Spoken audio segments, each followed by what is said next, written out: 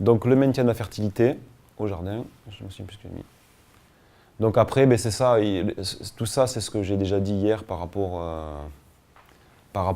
vérifier si c'est surène, pas travailler qu'avec du BRF tout le temps, adapter en fonction des besoins. Donc après, ce qui va permettre de faire ça, les plantes bioindicatrices sont des éléments importants, quoi. Si une fois que j'ai fait mon travail, j'ai une explosion de rumex sur mon sol, c'est que peut-être la manière dont je l'enfouis, la quantité que j'ai amenée, elle n'est peut-être pas au top. Parce que le rumex, c'est une plante qui indique des excès de nitrite et des phénomènes d'asphyxie, de compactage. Et donc c'est que j'ai ou trop saucé, ou je l'ai mal incorporé. Et donc après, il faut rester quand même sensible, quoi. Il faut observer. Si on n'a pas de croissance, ben c'est que ça n'a pas marché, quoi, tu vois. Si tout se fait bouffer par les limaces, c'est qu'il y a un problème. S'il faut toujours que je balance de 20 kg de slux, enfin de tulimaces dans mon champ pour avoir des récoltes, c'est que je suis dans des espaces putrides. C'est qu'il y a quelque chose qui ne fonctionne pas dans la gestion de la matière organique. Il faut que je revoie mon système. Donc après, ça m'a mené... Et donc moi, je pense il y a l'autre grande piste dans le choix des minéraux, c'est aussi tout ce qui est lié aux fermentations, quoi. Et donc ça, la biodynamie, c'est une grande piste sur comment gérer les fermentations dans le sol, quoi. Et voilà. Et donc l'autre chose qui me paraît importante quand on a la place, c'est l'introduction d'une prairie temporaire dans l'assolement. Si on arrive à introduire une prairie temporaire dans l'assolement, on va maintenir, à mon sens, la fertilité à vitam aeternam. Parce que la prairie va avoir un effet régénérateur et un effet aggradant important, quoi. Ça mène à l'image de ce jeune Américain qui, comment il s'appelle, qui a fait une petite fosse, où là où on voit, on a un blé, donc une plante annuelle, et là on a une vivace qui pousse dans les prairies américaines, qui a 4-5 ans, je crois. Et là on a le blé sur un an. Et vous avez la fosse derrière. Pourtant c'est des blés à paille haute, donc c'est des blés qui ont un potentiel racinaire important. Mais vous imaginez un peu ce que la vivace, elle produit en racine quand elle est choisie, quoi. Quand vous réussissez à introduire à l'intérieur de votre assolement une plante ou un ensemble de plantes qui sont capables de coloniser le sol à cette profondeur, avec cette densité racinaire, là, vous augmentez la proportion de vie à l'intérieur, elle est phénoménale. C'est-à-dire que la vie qui se limitait là, elle arrive jusque-là. Parce que si la racine se développe là, c'est qu'il y a de l'air, quoi. Et c'est que le sol est fertile, là. Sinon, elle n'y arriverait pas. Et donc, c'est des plantes qui sont hyper aggradantes, quoi. Donc, si on arrive à avoir des prairies qui ont des tissus racinaires intéressants, pivotants, fasciculaires et producteurs d'azote, et que ça, on l'introduit à l'intérieur de son assolement, ben, il y a des grandes chances qu'on maintienne la fertilité sans problème et qu'on gère les vivaces, hein, avec ça. Parce que quand cette vivace elle est là, les autres, on ne va pas faire les malines. Donc ça, je me suis amusé à faire une réflexion.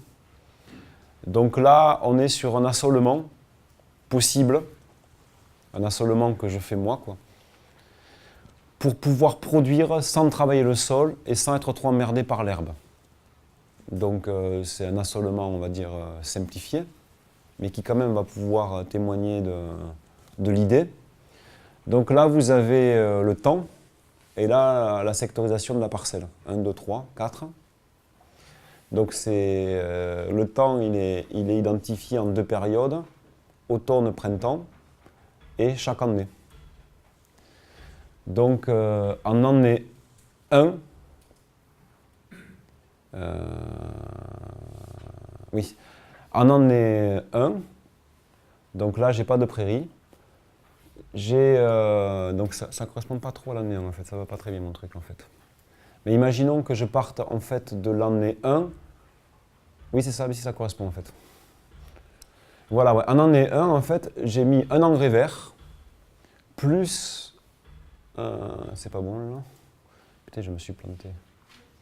Attends. J'ai perdu. Je mets un engrais vert, je bâche au printemps avec une culture d'été. Donc dans les cultures d'été identifiées que je peux mettre sur la bâche, en fait, c'est des bâches de 1 à 6 trous pour éviter le développement. Et donc on peut cultiver sur ces bâches tomates, aubergines, poivrons, pommes de terre, courges et concombres. Et du coup, si c'est bon, et du coup, dans l'engrais vert, j'ai apporté du compost. Un compost qui permet à la fois de rapporter des nutriments et en même temps de créer de la vie, quoi. L'année d'après, j'ai des plantes gourmandes, donc elles vont exploiter ce compost. Et ensuite, une fois que j'enlève la bâche, j'ai géré mes vivaces tout en produisant de la récolte. Sur des plantes qui, en plus, vous l'avez remarqué, tomates, aubergines, poivrons, pommes de terre, courges, concombres, haricots, sont des plantes qui sont exigeantes quant à la température du sol. Ça tombe bien. Puisque je bâche, j'ai tendance à avoir des sols plus chauds dans la saison. Et en plus, je lutte contre les vivaces. Et c'est des plantes qui, en plus, sont à espacement large. Donc, j'ai une bonne gestion de la vivace. Parce que si j'avais fait de la salade, en fait, ça n'aurait pas marché. Si j'avais mis une 12 trous au mètre carré, ça n'aurait pas marché. Quoi. Ensuite, l'automne d'après, je remets un engrais vert. Donc, chez moi, ce sont des engrais verts de légumineuses parce que j'ai un taux de carbone qui est super important. Donc, j'essaie de me débarrasser un peu de cet excès de carbone avec les engrais verts et de relancer la vie. Et du coup, cet engrais vert, en fait, j'y rajoute un paillis après le semis. Donc le fait d'y rajouter un paillis va faire que je vais préparer ma litière pour l'installation des petites graines. Et la destruction de l'engrais vert va se faire avant les petites graines, à la bâche ou au rouleau faca, à cet endroit-là. Parce qu'en fait, je ne veux pas remettre de la litière sur l'endroit où je vais mettre les petites graines. Et du coup, je vais pouvoir mettre en place les petites graines, type carotte, comme j'expliquais, panées. Donc dans les petites graines, identifiées, ça va être, donc c'est à cheval, petites graines, c'est carottes, panées, betteraves, fenouil, vont pouvoir être faits en semi-direct, directement à l'intérieur de cette terre qui est préparée, donc qui est sans vivace et qui n'aura pas d'annuel parce que la litière qui a été préparée avec l'engrais vert va être suffisamment épaisse pour occulter la lumière. Une fois que j'ai fini ça, je remets un engrais vert plus du compost. Donc là, je n'ai pas mis de compost parce que derrière, j'allais basculer sur la petite graine, les exigences sont moins importantes. Je remets du compost dessus et derrière, après une destruction, donc c'est engrais vert plus compost plus paillis, je mets toujours un paillis. Donc le paillis que je choisis, moi, à ce moment-là, ça va être un paillis de luzerne dactyle. Je mets à la fois la première coupe, vous voyez, la première coupe des luzernes sont pourvues à la fois en graminées et en légumineuses. Et du coup, ça me permet d'avoir une litière qui est à la fois équilibrée avec des graminées pour produire de l'humus et quand même de la luzerne pour avoir quelque chose de dynamique et de fermenticible, pour maintenir un C/N bas, mais pas trop bas non plus, pour quand même maintenir un sol qui n'aurait pas tendance à devenir qu'un sol à azote, quoi. Et qu'un sol à croissance, qui soit plus équilibré. Le compost qui va revitaliser et qui va apporter à nouveau des ferments, qui va me maintenir dans la zone de fermentation qui m'intéresse. Et derrière, je vais faire des plantations. Des plantations sans bâchage. Le bâchage, il n'est qu'une fois là. Plantations sans bâchage. Et dans les plantations sans bâchage, j'ai identifié donc choux, poireaux, salades, oignons, bettes, épinards, etc. quoi, qu'on peut mettre à l'intérieur de ça. Quoi. Tout ce qui est navet, radis, roquettes, c'est des cultures intermédiaires qui sont faites en milieu d'été, aux alentours du 15 août dans ma région. Et donc généralement, elles vont se caler chez moi, des fois en culture qui vont suivre la bâche derrière une pomme de terre, par exemple une pomme de terre primeur. Je vire la bâche et j'introduis mes radis, mes cultures d'automne à l'intérieur de ça. Quoi. Donc voilà. Et du coup, après, je peux faire encore une année de la plantation, une nouvelle truc, engrais vert plus compost, plus des plantations de ces plantes-là. Et je vais revenir donc au niveau de 1, 2, 3, 4, 5e année suivant l'invasion des vivaces, donc ça peut être la 4e année ou la 5e année, je vais revenir avec une bâche cultivée qui va à nouveau me nettoyer les vivaces. Et comme ça, normalement, si j'ai bien géré la fermentation de mes sols, si mon sol est aéré, les vivaces agressives type chien-dent, chardon, potentille, menthe, rumex, qui sont des plantes qui sont des indices de blocage dans le sol et qui sont peu propices à la pousse des légumes, puisque c'est plutôt du type prussien, c'est du type qui vit sur des endroits qui sont super agressifs et pas les endroits coucounes que les plantes ont besoin. Normalement, ils ne vont pas regermer, ils ne vont pas réapparaître. Donc il va y avoir d'autres vivaces qui vont s'installer, qui seront beaucoup plus faciles à détruire à la bâche et qu'il y a des grandes chances qu'avec un petit coup de bâche de temps en temps, ils vont se démonter, en sachant que l'occupation des sols avec des engrais verts en intercalaire va créer une concurrence sur les vivaces aussi. Et qu'on a vu beaucoup de vivaces en fait apparaissent sur des sols assez surènes qui ont tendance à s'élever. Donc si je maintiens bien mon C surène, j'aurai moins d'agression de vivaces, puisqu'elles s'installent, elles, sur des cycles qui commencent à aller vers la forêt, très loin, mais qui vont vers la forêt. Donc si je suis vigilant à la fois sur mon C surène, sur l'aération du sol, sur l'humidité, sur ce qu'on appelle les herbages biologiques avec les engrais verts qui font que ça occulte, que moi-même pendant la plantation je suis propre et que de temps en temps je passe et j'arrache quelques plantes qui m'emmerdent. Normalement, quand je vais revenir avec la bâche au bout de la 4e ou 5e saison, les vivaces vont être quasiment inexistantes dans le jardin. Elles vont y être, mais beaucoup moins. Plus elles y seront, plus elles seront agressives, type rumex, chêne et compagnie, plus il faudra qu'on se pose des questions sur la gestion de mes engrais verts, la gestion de mes matières organiques. Ça sera l'indication que, en fait, je ne sais pas gérer la fertilité de mon sol. Si les rumex reviennent, si le chardon ne disparaît pas, si le liseron est toujours là et compagnie, c'est qu'il faut que je me reconcentre sur savoir comment je fais pour transformer mon sol pour qu'elle ne vienne pas. Et les points d'action, c'est les minéraux et la matière organique sur laquelle je vais jouer. Voilà, ça c'est la vision, on va dire, moi c'est ce que je fais aujourd'hui chez moi. Ce que j'aimerais mettre en place, c'est ça. Mais ça demande beaucoup plus de place.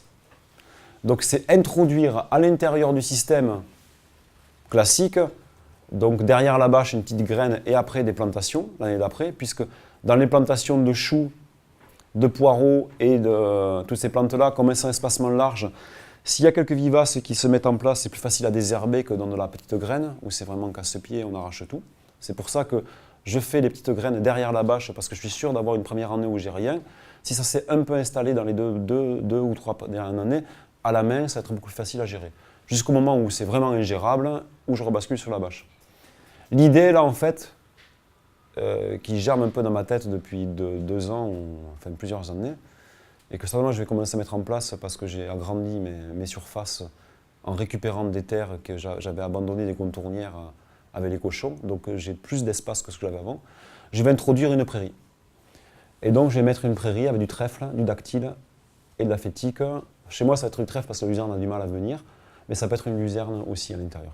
Donc c'est des plantes qui nécessitent du temps pour s'enraciner, mais quand elles sont enracinées, elles ont une puissance racinaire de dingue. Une luzerne, je crois qu'elle peut descendre à 4 mètres de profondeur, la racine. Une fois qu'elle est installée, si les conditions vont bien. Chez vous, là, dans des sols comme ça, je pense qu'une luzerne, elle descend, mais un truc de fou, quoi, à l'intérieur du sol. Vous imaginez, nous, on a fait avec Conrad, j'étais allé une journée où ils bossaient avec les éleveurs et les grandes cultures. Ils avaient fait un profil de sol chez un bio qui faisait une prairie. Je crois que c'était luzerne dactyle fétuque.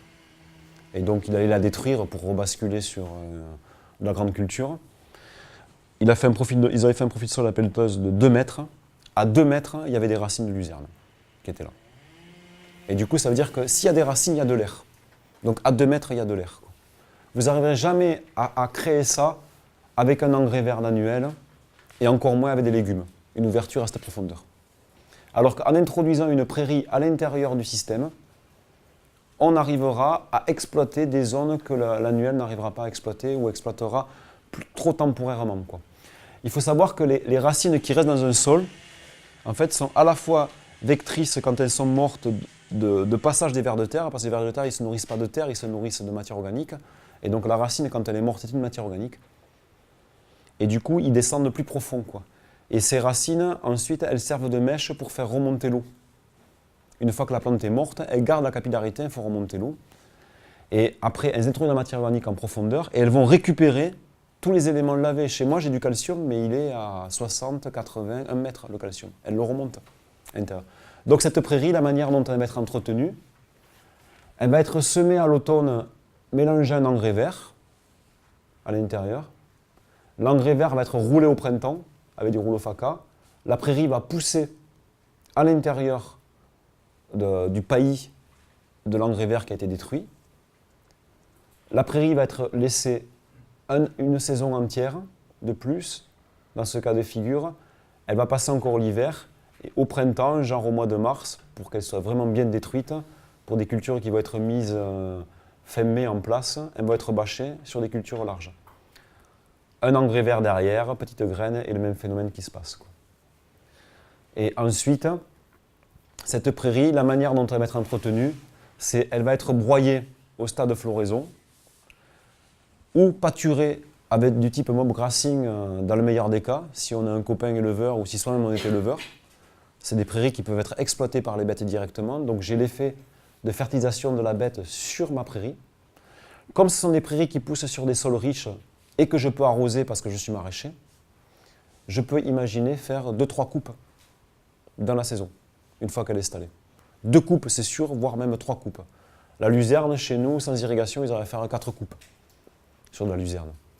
Donc ça veut dire qu'il peut y avoir entre 2 et 4 passages des bêtes ou 2 et 4 passages de broyage. Donc il y a un apport de matière organique fermenticible sur le sol énorme, plus le système racinaire de notre ami américain qui produit de la matière organique qui est déjà rentrée dans le sol, qu'on ne rentre pas avec la machine.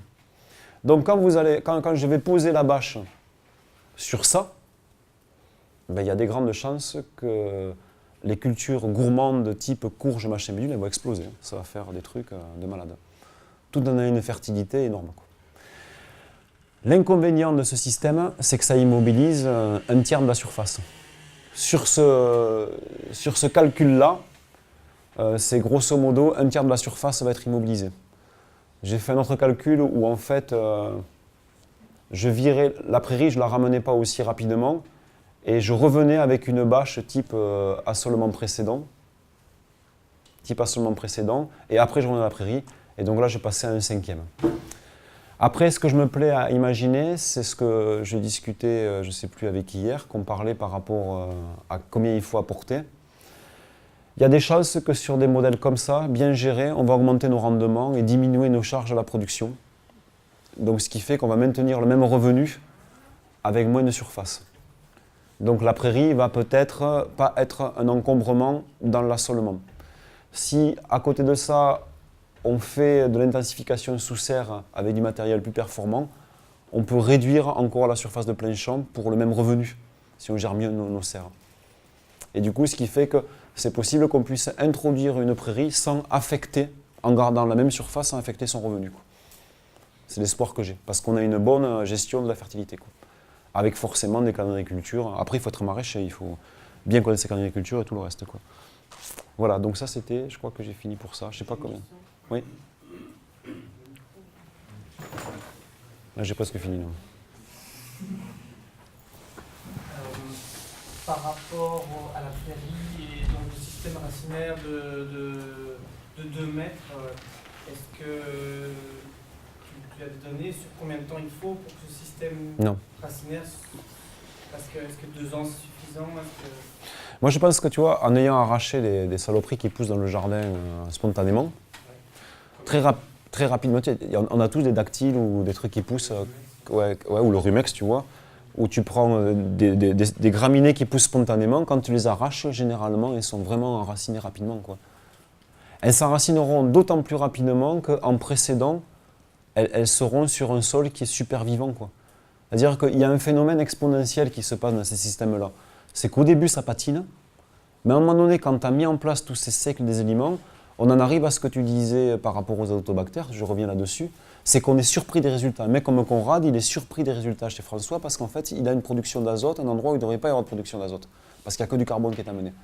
Mais c'est parce qu'en fait, il y a un cycle du vivant qui s'est mis en route et qui a démultiplié une fonction qui était latente, mais qui potentiellement existe. Moi, je le vois sur le jardin, au fur et à mesure que j'avance dans ces itinataniques, je me dis, mais putain, c'est quand tu le fais que tu finis par comprendre, mais putain, mais je suis trop con, pourquoi pendant des années je me suis fait chier à faire ça, quoi. Tu vois, mais avant tu ne le voyais pas, c'est parce que d'un coup ça s'exprime que tu comprends, quoi. Et souvent on comprend les choses après les avoir faites. tu vois. Tu fais le con avec quelqu'un, tu comprends que tu as fait le con avec lui quand il t'a collé une baffe. Mais avant, tu comprenais pas, quoi. Tu vois. Ce que je veux dire, c'est que des fois, il faut faire pour comprendre. Et moi, ce que je mesure, c'est que dans des systèmes comme ça, en fait, on ne mesure pas. Et c'est ce que la biologiste a expliqué. Le paysage, c'est l'endroit le plus complexe parce qu'il y a des phénomènes de synergie. Et donc, à un moment donné, 1 plus 1, ça fait plus 2, ça fait 10 000. Tu vois, avec le facteur exponentiel. Et c'est vraiment ça, quoi, qui se passe quand tu travailles le vivant, quoi. Et du coup, je présuppose qu'une prairie sur un sol dur va mettre longtemps à s'enraciner. Une prairie sur un sol qui a été vraiment ouvert, elle va faire un système racinaire super rapide. C'est à côté qu'il faut imaginer, enfin, c'est que du rêve là, tu vois, que je vends là. C'est, comment il s'appelle par rapport à ce que j'imagine, par rapport à ce que j'ai vu. Ce qu'il faut imaginer, c'est que la prairie ayant fait son boulot, elle a ouvert le sol. Mais quand je vais mettre mon engrais vert, il va être sur un sol ouvert, donc il va s'enraciner plus profond que ce qui s'enracinait précédemment. Donc quand je vais remettre la prairie dans mon jardin, l'engrais vert va avoir entretenu un enracinement supérieur à ce qu'il faisait d'habitude. Du coup, elle va s'enraciner d'autant plus vite.